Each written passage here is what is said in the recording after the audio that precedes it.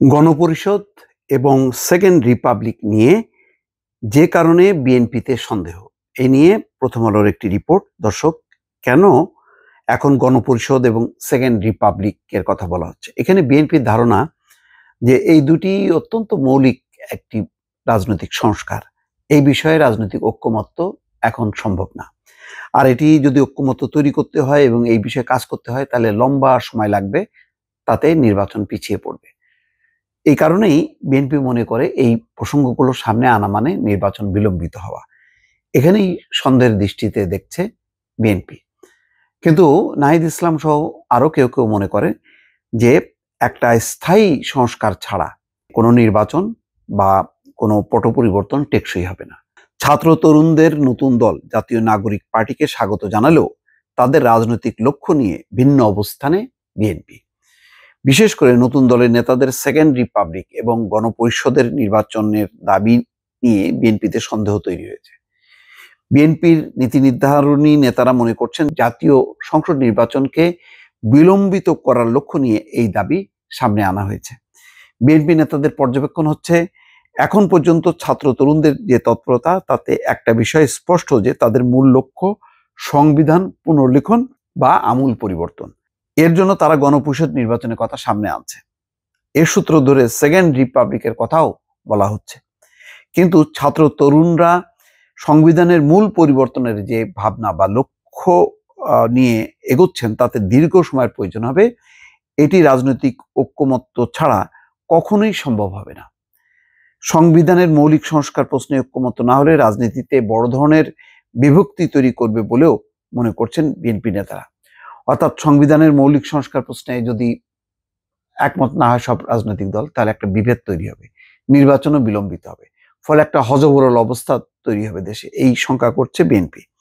এতে শেষ বিচারে ছাত্র তরুণদের ভবিষ্যৎ রাজনীতিকে ক্ষতিগ্রস্ত করবে বলে ওই নেতারা মনে করেন। আর এই ধরনের বিভক্তি টানলে ছাত্র তরুণদের, যারা সরকার বা শেখ হাসিনার পতনকে ত্বরান্বিত করেছিল, তাদের ব্যাপারেও একটা ভুল ধারণা তৈরি হবে এবং তারাও রাজনীতির অঙ্গনে আসলে খুব একটা সুবিধা করতে পারবে না। তাদের রাজনীতিতে অংশগ্রহণটাই নেতিবাচক হিসাবে সবাই দেখবে। জুলাই গণঅভ্যুত্থানের নেতৃত্ব দানকারী রাজনৈতিক দল এনসিপি গত 28শে ফেব্রুয়ারি আনুষ্ঠানিকভাবে আত্মপ্রকাশ করে। সেদিন দলটির ঘোষণায় বলা হয়, এনসিপির লক্ষ্য একটি গণতান্ত্রিক নতুন সংবিধান প্রণয়নের মাধ্যমে সাংবিধানিক স্বৈরতন্ত্র পুনঃপ্রতিষ্ঠার সব সম্ভাবনার অবসান ঘটাতে হবে। সেকেন্ড রিপাবলিক প্রতিষ্ঠার জন্য গণপরিষদ নির্বাচনের মাধ্যমে একটি নতুন সংবিধান প্রণয়ন দলটির অন্যতম প্রাথমিক লক্ষ্য।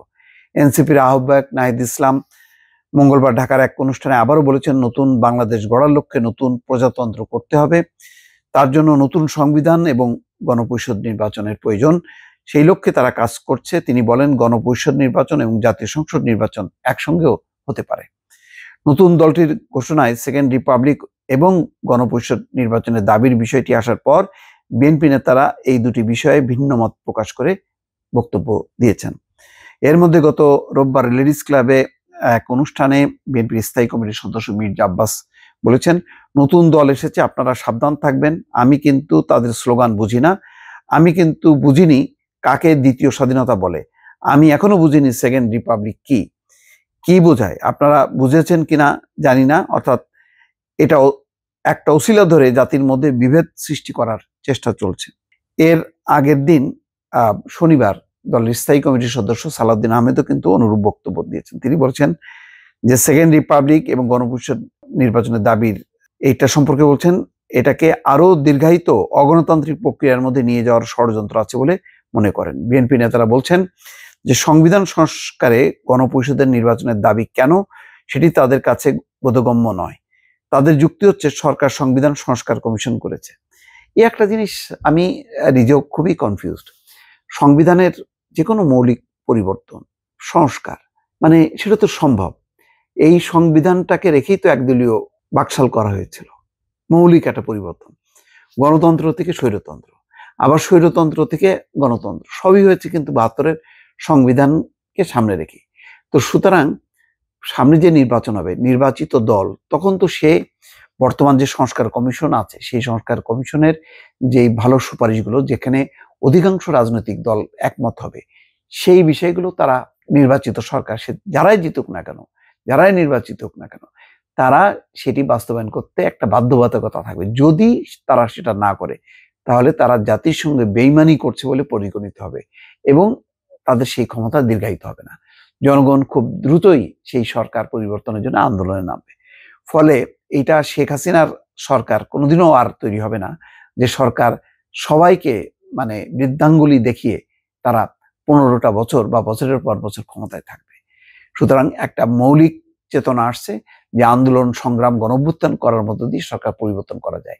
তো যেখানে নির্বাচিত পার্লামেন্ট, তার প্রতি আস্থা নেই কেন? যে পার্লামেন্ট যে সংবিধানের মৌলিক পরিবর্তনগুলি করবে, যে পরিবর্তনের মধ্য দিয়ে বাংলাদেশে আর কখনো স্বৈরতন্ত্র ঘাঁটি বাঁধবে না বা স্বৈরতান্ত্রিক পথ পরিহার করার জন্য যা যা দরকার সবকিছু করা হবে না, এই বিশ্বাস বা এই ধারণাটা কেন তৈরি হচ্ছে না সবার মধ্যে, এটা আমার কাছেও প্রশ্নদর্শক। ভালো থাকবেন। আল্লাহ হাফেজ।